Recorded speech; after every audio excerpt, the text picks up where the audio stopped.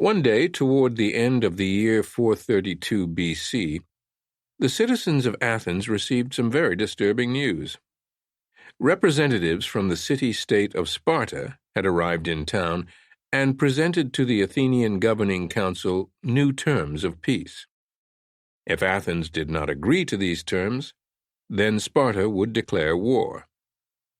Sparta was Athens's arch enemy, and in many ways its polar opposite.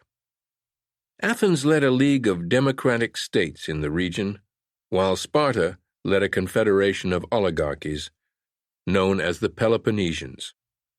Athens depended on its navy and on its wealth. It was the preeminent commercial power in the Mediterranean. Sparta depended on its army. It was a total military state.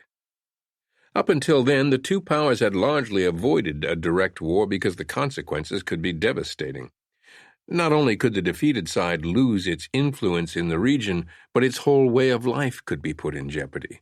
Certainly for Athens, its democracy and its wealth. Now, however, war seemed inevitable, and a sense of impending doom quickly settled on the city. A few days later, the Athenian assembly met on the Pnyx Hill overlooking the Acropolis to debate the Spartan ultimatum and decide what to do. The assembly was open to all male citizens, and on that day close to 10,000 of them crowded on the hill to participate in the debate. The hawks among them were in a state of great agitation. Athens should seize the initiative and attack Sparta first, they said. Others reminded them that in a land battle the Spartan forces were nearly unbeatable. Attacking Sparta in this way would play straight into their hands. The doves were all in favor of accepting the peace terms, but as many pointed out, that would only show fear and embolden the Spartans. It would only give them more time to enlarge their army. Back and forth went the debate, with emotions getting heated, people shouting, and no satisfactory solution in sight. Then, toward the end of the afternoon, the crowd suddenly grew quiet, as a familiar figure stepped forward to address the assembly. This was Pericles, the elder statesman of Athenian politics, now over 60 years old. Pericles was beloved, and his opinion would matter more than anyone's. But despite the Athenians' respect for him, they found him a very peculiar leader, more of a philosopher than a politician. To those old enough to remember the start of his career, it was truly surprising how powerful and successful he had become. He did nothing the usual way. In the earliest years of their democracy, before Pericles had appeared on the scene, the Athenians had preferred a certain personality type in their leaders, men who could give an inspiring, persuasive speech and had a flair for drama. On the battlefield, these men were risk-takers.